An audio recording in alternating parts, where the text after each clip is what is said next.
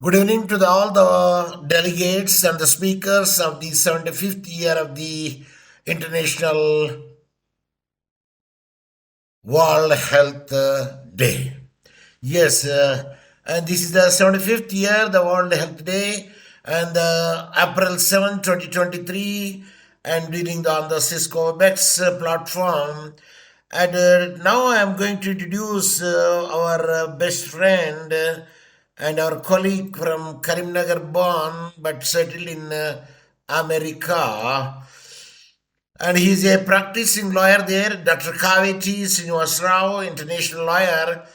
Head office is having the New York and branch offices in the United Kingdom, Australia, India, Israel, and the recent office in Dubai. And you could see that his WhatsApp number here, which I shown on the screen, as well as the email also.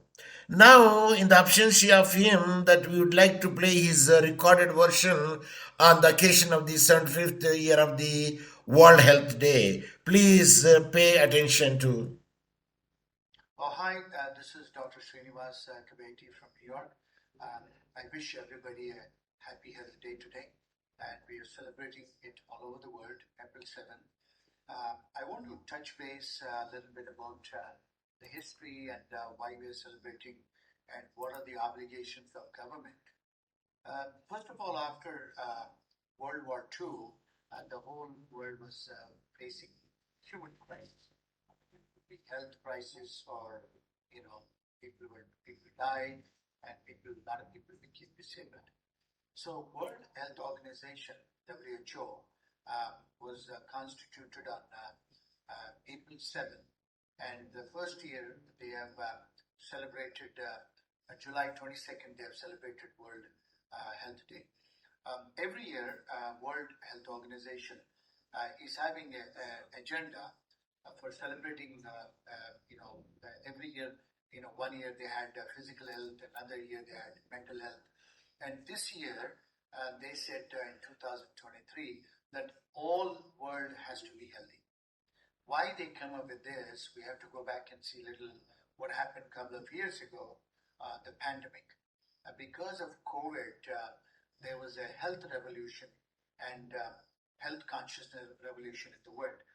And if you want to have a good health, right to life, as stipulated in the human rights, we have a right to life, but right to life also constitutes to live healthy. And to live healthy, you need to have, you need to eat well. If you need to eat well, means you need to be financially secure. So who provides this financial security? Obviously, it's going to be the government. So in the past, we all had in the Constitution and in the human rights, we had right to life and right to live with dignity. But now, the whole world, they have to look to live healthy. To healthy means to eat good food and to increase your immunity. If you look at the world, it's not because if you see the world, there are three types of countries divided on the earth. One is a developed nation, second are developing nations, and third are third world countries. I mean, there's no equality. Why? Because the developed worlds, they can provide a good environment, and they also provide good measures in the Western world, which are developed world, and the developing nations as well. So whose obligation is that? That's government obligation. That we should have a better job, and people should have a financial security. If they have financial security, they can buy good food and they can live healthy. So if you look at the third world countries or developing nations, the governments, I mean, they have to make it as a law that right to life also includes to have a healthy life. So what does it mean? The legislations have to be changed. That means the World Health Organization and Security Council and United Nations, they have to stringent the laws that right to life is not just a right to live with dignity and peace, but to right to live healthy. So if you see the post and pre-pandemic, the whole world now, they are trying to live a healthy life by doing more exercises and they're trying to eat better food so that it increases the immunity. The whole world is looking at preventive measures, not just going to a doctor when you become sick and take treatment. So now the whole world is looking at to prevent certain diseases, and they become more conscious of being healthy by doing exercises, by eating better food, and increasing the immunity. How this is all possible if you don't stringent the laws, if you don't change the laws?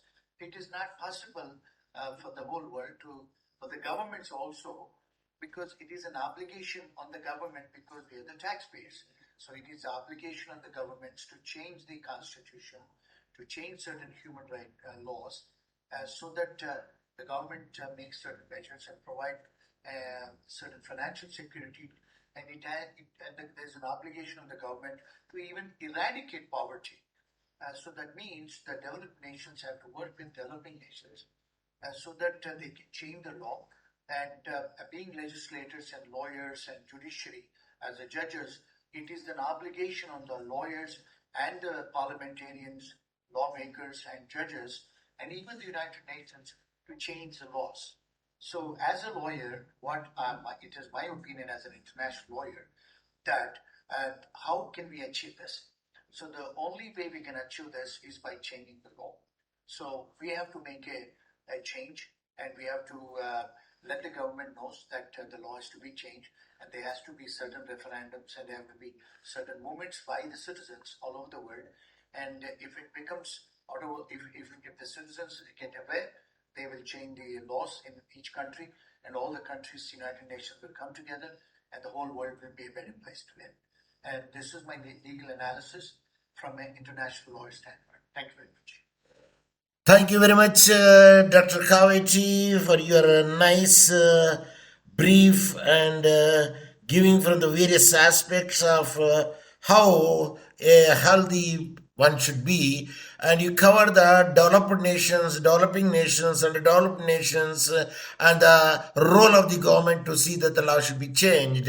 Once again, I would be very thankful to Dr. Kaveti Srinivasrao, international lawyer, and from the New York. Thanks a lot. With this, I would like to stop this. Yes. You are welcome to the International World Health Day, that is 75th of the year, and we are celebrating and commemorating the WHO's. And now that we are going to introduce our another speaker from the IUIU, that means, yes, IUIU means Islamic University in Uganda. And she's Dr. Zainab Abdul Wahab Zubair, Department of Public Law, Faculty of Law, Islamic University in Uganda, and you could see the WhatsApp number as well as the email. And she also, because of the misunderstanding, the time factor is concerned, she sent her voicemail, and now would like to play the voicemail. Please be attention and her voicemail. Good evening, everyone. It's a pleasure being with you this evening on the occasion of the World Health Day celebration. My name is Dr. Zainab Abdul Wahab Zubair from Islamic University of Uganda, IUIU. The topic before me for presentation is spiritual magnitude of a man. I would like to start by letting us know the essence of spiritual magnitude of a man by understanding it. As we know, human body consists basically of two parts. We have the spiritual and we have the physical body. So let's look at the physical body of a man, which depicts the physical charisma of a man. And this can be witnessed in the growth of a man, his height, his weight, and movement, while the spiritual magnitude shows us the mental situation of the man, like his reaction and relationship with the physical and mental social environment. Unlike the physical character, the determination of the magnitude of the level of growth of human spiritual body depends upon the willingness and ability of the man to get connected with the presence of a supernatural being, which is God. Just like the spiritual body, the proper growth of spiritual magnitude requires certain nourishment for its growth and perfection. Identifying with spiritual cruise of man, therefore, is the first step towards self-realization and accomplishment of the purpose of life journey. This can be done through questions like who am I, why am I here, and whether there is life after death. So, therefore, the nourishment of spiritual magnitude is very, very important. In nourishing the spiritual magnitude of a man, we understand that there is quest for perfection and felicity, which is inherent in every human being. However, ways of attaining this ultimate goal may differ. Since humans benefit from two dimensions, that is the material and physical, so perfection should not be limited to performance of actions like satisfying the material needs alone, so such as eating, drinking, acquiring wealth, etc. Hence, acquiring good moral traits, meeting the needs of needy, prayers, fasting, etc. becomes an integral aspect of human development and self-perfection. Therefore, we say that true felicity is the ability to explore and utilize both physical and mental dimension that is inherent in human. So the consequences of disregarding spiritual magnitude in a man may lead to depression and lack of hope at times of trial and difficulties. Limiting also another consequence is a man limiting reward and punishment for actions to the material world alone, and therefore man seeks death as the ultimate end and annihilation of himself. In conclusion, some of the inclination of human being can only be satisfied through spiritual means. Therefore, giving attention to the spiritual magnitudes is an integral aspect of self-realization and complete happiness of a man. Thank you very much. Special thanks goes to our esteemed host of the conference, Professor Mohammed Saheb Hussain, for having organized this wonderful event on the occasion of 75th World Health Organization. I also acknowledge and appreciate the presence of all guest speakers and participants from various countries across the world. Looking forward to have a similar gathering with you all. Thank you. God bless you. Just now you heard, and Wahab Zubair has It's still the expressed same thing. her 10 views minutes, regarding 34 the seconds. World It's Health good. Day, and she covered the spiritual health and included the fasting also. Now, I would be very much thankful to the Dr. Zainab Abdul Wahab Zubair, Department of the Public Law, Faculty of Law, Islamic University in Uganda. You can see her WhatsApp number and email here. With this, that I would like to wind up this video. You are welcome to the International World Health Day conference and the 75th year of it. And I would like to now introduce our friend and very much bosom friend also. And he is the Vice Chancellor, Millennium University, Malawi. Now I would like to show his yes, now you could see on the screen Professor Dr. S.B. Sharma sir, Vice Chancellor, Millennium University, Malawi. You could see him, the WhatsApp and the number as well as the email. And again, because of his health is not good, I requested him at least to send the recorded version, and he is kind enough that he sent the recorded version to us. Now I am going to play the recorded version of him. Then I'm looking for that where I kept this version. Yeah, once I traced it, yeah, where it is gone. It is here only, but Natafuta means searching. Yes, I found it here. Yeah, now I found it here. You could hear his voice plus audio and visual thing. Very good evening to all. Today we are celebrating World Health Day. This World Health Day celebration was started after the establishment of World Health Organization in 1948.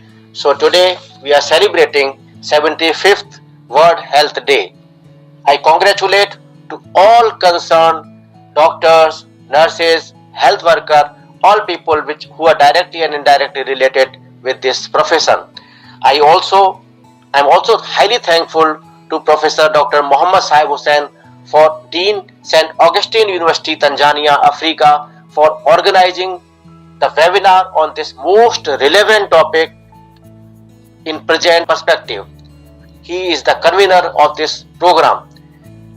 The theme or the slogan for this World Health Day is Health for All. In my opinion, only free from diseases is not the sign of good health, or if doctor issued the medical certificate, which means is not that we are completely healthy.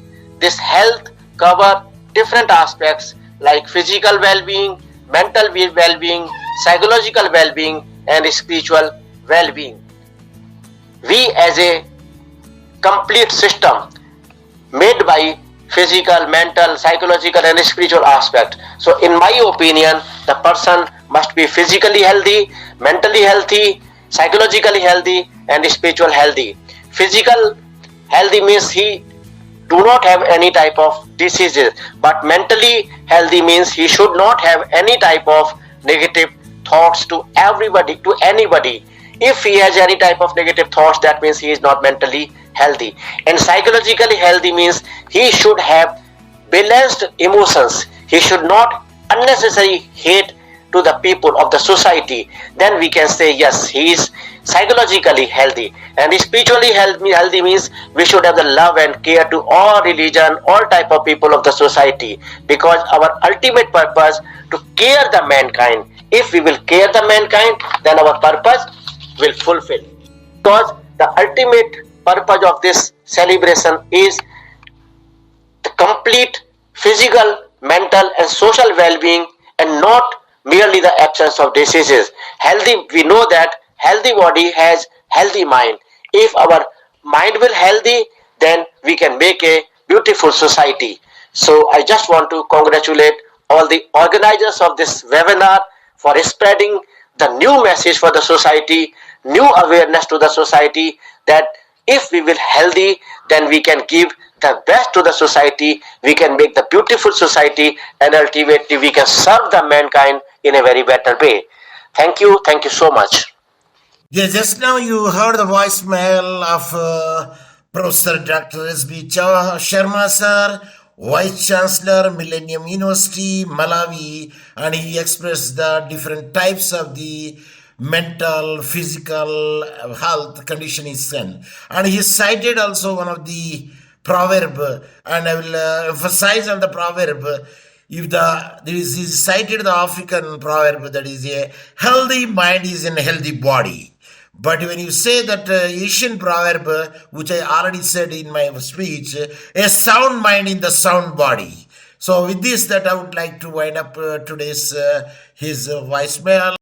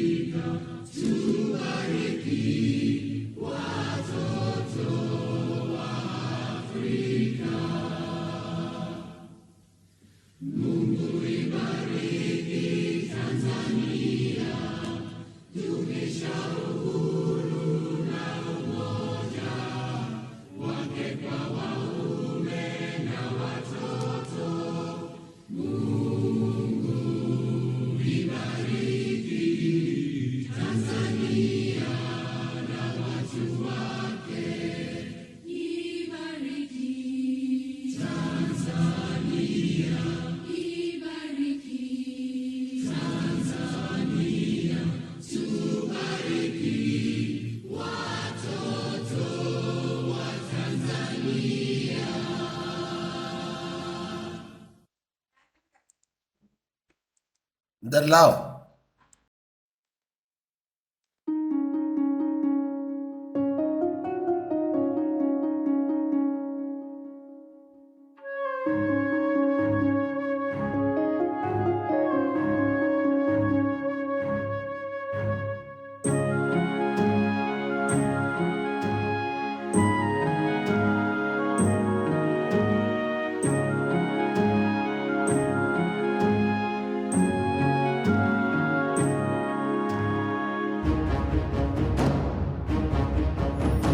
जनगण मन अधिनायक जय हे भारत भाग्य विधाता पंजाब सिंध गुजरात मराठा द्राविड उत्कल बंग विंध्य हिमाचल यमुना गंगा उच्छल जलधि तरंगा तव शुभ नामे जागे तव शुभाशिष मागे गाहे तव जय गाता जनगण मंगलदायक जय हे भारत भाग्य विधाता जय हे जय हे जय हे